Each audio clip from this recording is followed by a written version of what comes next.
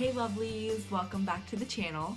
Today I come to you with a tutorial on this look, which is from the Wet n Wild Comfort Zone palette. And this tutorial and the video is in collaboration with the Cocco channel, Brittney Cocco. She makes some really cute, amazing videos, and you should definitely check her out. I will link her channel down below. But before you go see her, check out how I did this green sultry eye look, and then head on over to her channel to see what she did with the other side of the palette with the red and brown tones in here. I know it will be something amazing. I haven't seen it yet myself, but I put great trust in her. So for now, I will just roll the footage, and I will see y'all in the next one. Bye! The first thing that I do is apply my Lorac eyeshadow primer. I'm just going to be tapping this all over both lids. I do already have all of my face makeup complete, so the next thing was just to get my eyes done. If you are interested in seeing how I do my face, there will be a link that pops up right about now that you can click and take you to the video of how I do my makeup. Then I pick up my e.l.f. Flawless Concealer Brush and I tap that into the yellowish shade, I think it's called Foxy, in my Naked Basics palette. So you will notice that none of the shadows in the Wet n Wild Comfort Zone palette are mattes, so you do have to pick up a few of those from other places. The main colors that I'll be using are from the Wet n Wild palette, but I have to look in other places to supplement what's going on in that palette. Okay, after I get my yellowish base down all over the lid, I am reaching for my Comfort Zone palette, so we're finally getting into some color, and I am grabbing the dark green crease shade, or the shade that's labeled crease, from the right side of the palette on the same e.l.f. Flawless Concealer Brush, and I am running that through my crease. And I do have to say, as much as I enjoy this palette for the colors that it offers, the shades just do not work very well in the crease. I've tried this quite a few times, and it just takes a lot of work and a lot of patience to get it looking not patchy. So I will say the colors are great to use on the lid, spray with some MAC Fix Plus, and you will get some great pops of color out of the palette. But as far as using these colors in the crease goes, I would not recommend. Here you can really see what I mean by that patchiness. The fault is not with the brush, it's what I use all of the time to lay down color in the crease and kind of in that transition area. But this shadow just was not doing what I wanted it to do, so you'll see me kind of struggle throughout the rest of the video with trying to build it up in a way that it's not overly black and dark, but that it is not patchy. So it's a bit of a struggle. Now I am taking my smudger brush, and I took the lightest color from the greenish side of the palette, and I'm using that as my highlight, running it under my eyebrows, and then you will also see that I will use it in the inner corner of each eye after I get my lid color down. Now it's time for that lid color. So I am grabbing the lightest, brightest green from the palette, and I am using just a kind of small, dense brush, and I've packed the color on there, and then I give it a spritz of MAC Fix Plus, and I pat that all over my lid, on both sides of course.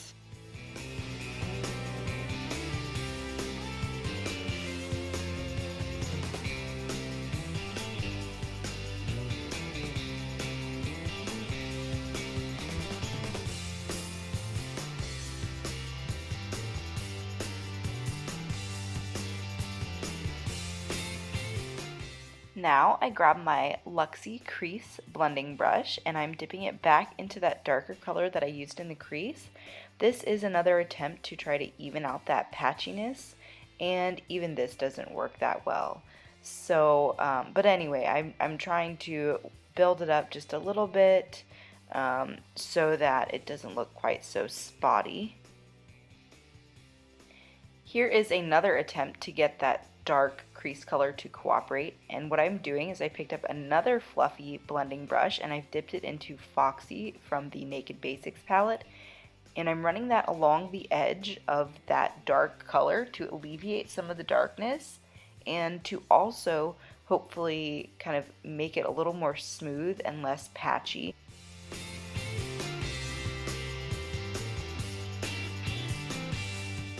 So now I'm doing the same thing on the other side, and I think this did help quite a bit to diffuse some of that darkness and to make it look more smooth.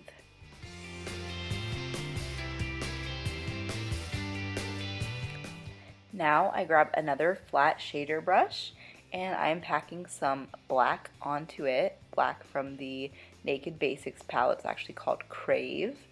And I'm just putting this in a V, in my outer V actually, just kind of packing it on in that outer corner, and then I will blend it out in just a minute with another brush.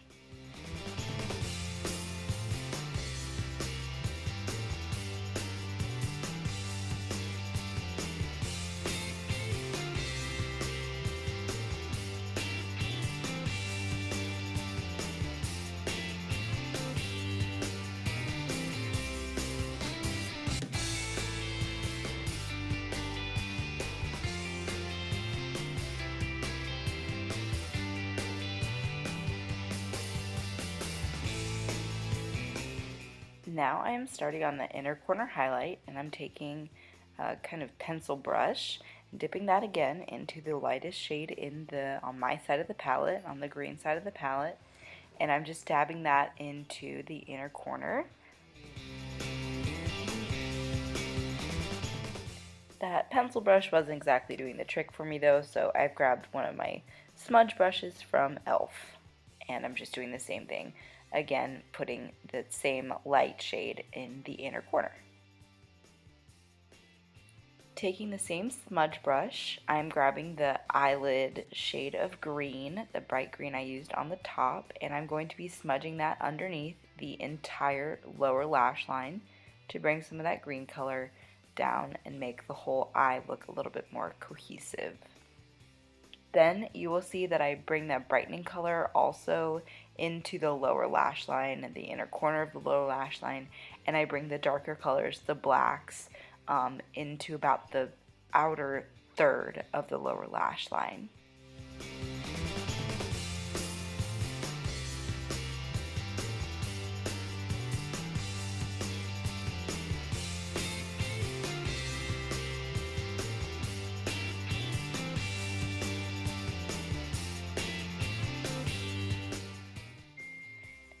Now I am taking my Makeup Forever Aqua Shadow Stick in black, and I'm going to be lining my lower lash line, or like my waterline really. Now time for regular eyeliner. I just picked up this NYC High Definition Liquid Eyeliner at Walmart, so I wanted to try it out. It was okay. It helped me get my wings looking pretty good, but it didn't stay as black as I would have liked it to. As it ran over the green shadow, it kind of picked up some of that pigment and took on some of the greenness, which I did not appreciate. So then you'll see I did also pick up another NYC liquid liner, I think the one that everybody raves about, so I did go back over what I did with this liner with the other one, and that helped to get it a lot more black. I did cut out a lot of the eyeliner because it took me forever. It was really frustrating actually, but I did want to go ahead and show you guys this new mascara I picked up at the same time. I saw it like advertised on Instagram and everywhere, and it looked amazing, and it is amazing. It is the Maybelline Falsies Push Up Drama, And I think it sounds like the Benefit Roller Lash in that it advertises itself as having little like hooks for bristles, and like the way it cups your lashes helps keep them curled. Um, Either way, I don't have that mascara, but either way, I was really impressed with this.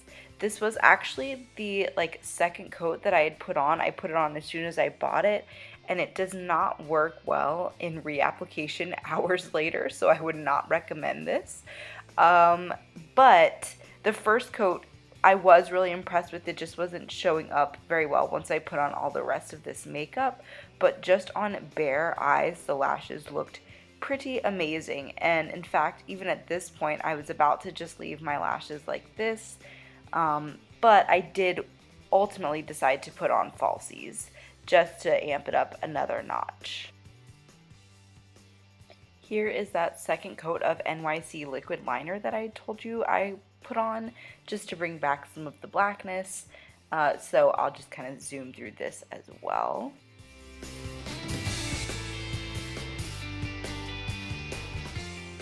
I tried quite a few different lip options and I didn't really like any of them, but I wound up settling on Colourpop's Lippie Stix in Silk. This is one of their matte finishes.